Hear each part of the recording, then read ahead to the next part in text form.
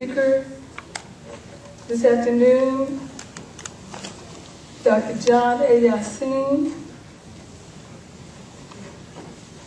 who after graduating from the California State University in Hayward, California, Dr. Yasin volunteered for the Peace Corps and worked as a director of animation mural in Gabu, in Senegal, West Africa, from 67 through 69, and retiring to California, he moved to Boston for graduate studies in 1970.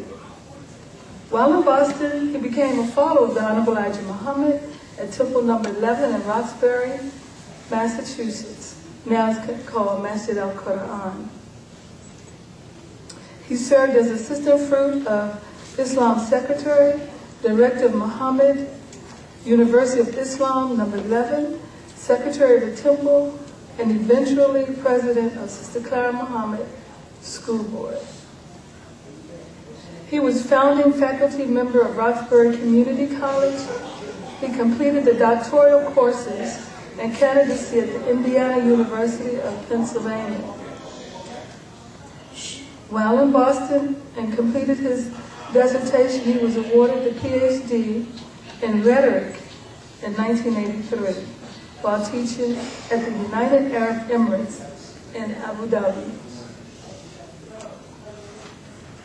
Having first heard and met Imam W.D. Muhammad in 1974, he was in continual contact with him since he became the leader and was blessed to accompany him and his followers on the first Hajj in 1977, and to visit the holy sites several other times. Dr. Yasin's current interests include carrying on the work assigned to the Muslim community by Imam W.D. Muhammad, which is assisting the development of Sister Clara Muhammad schools, as he directed and working with the Mosque Care Office on certain projects. His academic interests include research on youth and hip-hop culture, and on the oral history of the University of Islam system of education under the Honorable Elijah Muhammad. Without further ado, we'd like to welcome Dr. Yasin to the podium.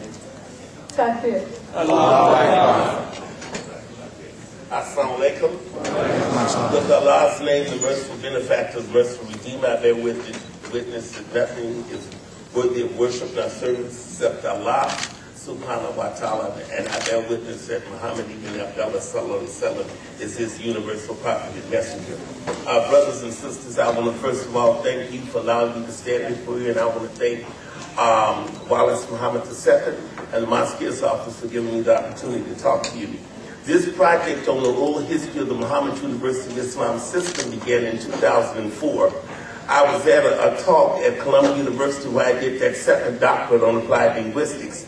And there was a young man whose name is Zahir Ali, who's working with Dr. Manning Marable in the history department on his dissertation on the University of Islam.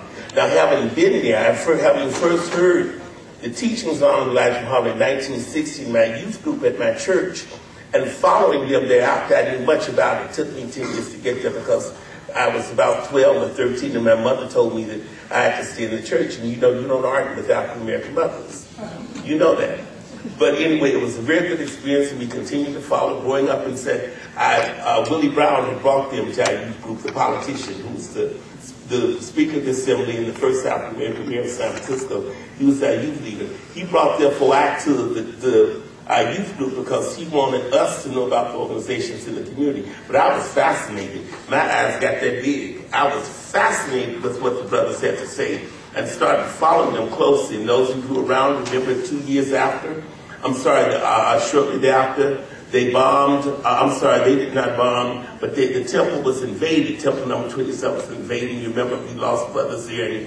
And that was the decade of terrorist assassinations, by the way, because we lost Medgar Evers, we lost the President Kennedy, we lost Malcolm X, we lost these are the big figures. We lost thousands of people. We lost Dr. King, we lost Robert Kennedy, and a variety of other people. But anyway, I don't want to talk about that today. That's another story. But I heard this talk in 2004, and I corrected the brother twice about comments that he was making about the nation that I knew were not true. And I told him how he could get in touch with me. And after a while, it was obvious that I was the only one there who had been a member of the nation. But right in front of me was Sister Suada Beer, who's a doctoral student now and who's finishing a doctorate in anthropology at Princeton University. And she grew up in our community because her mother was used to remember Temple 7C in Brooklyn, which is Masjid Abu Musin right now. So anyway, I corrected this brother.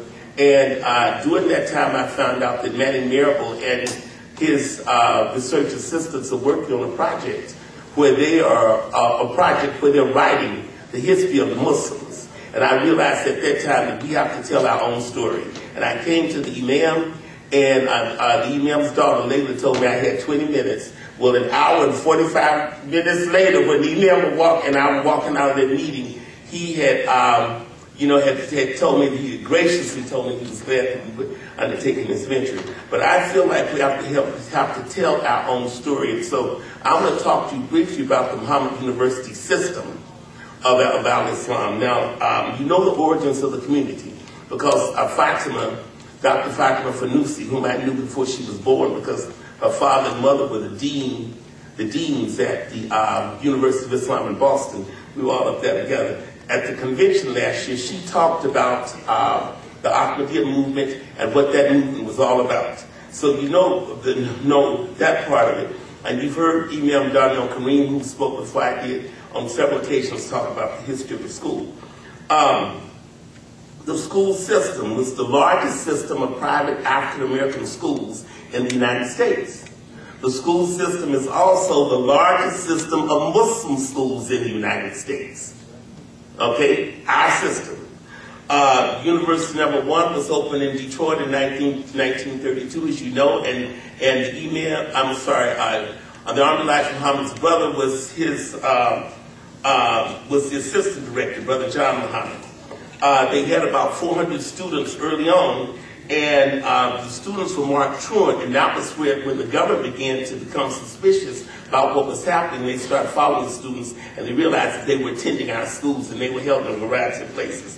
There was a court case that was brought. I'm sorry, some of the teachers were arrested, as was Honorable Elijah Muhammad. There was a court case that was brought. The Honorable Elijah Muhammad won that case in 1934, and at that point, he put those teachers in cars, and they moved to Chicago, and then this became headquarters. Shortly thereafter, University number 2 was open, and you're going to see a tape that I made with the imam, an interview that the imam gave me in 2004, and he's going to talk about that history. You'll see that shortly. And I'm sorry I have to rush, but we have limited time, and I have a 5 o'clock plane to catch. Okay, so by this point, we have Universities number 1 and number 2. Muhammad University number 3 was opened in Milwaukee. I have no knowledge about it. I've been trying to find out more information about that. Because with this oral history, I'm interviewing people, and I've burned DVDs of about 60 or 75 people who worked in that system, and students at that, in addition, and it will continue. Muhammad University of Islam number 4 was opened briefly 1941 in Washington, D.C. After a while, they closed and was reopened in 1959, 1960, and it grew by leaps and bounds. Of course, the master teacher there was Dr. Abdul-Deen Shabazz, who was Dr. Minor Shabazz. And he was one of the early PhDs in our community. He was graduating children by the time they were 15 years old because whenever they completed the level, he moved them on. So after a period of time, they opened a junior college right there in the temple number 4, which is down the Islamic Way. It's the Masjid Muhammad now, which is now in the Islamic Way. And they offer courses to the students in the evening in that particular building. It's been functioning for me, and we made the transition. And they're having some problems now, but we're hoping the Education Committee is hoping to be able to help them. The University number 11 in Boston, where I worked, first opened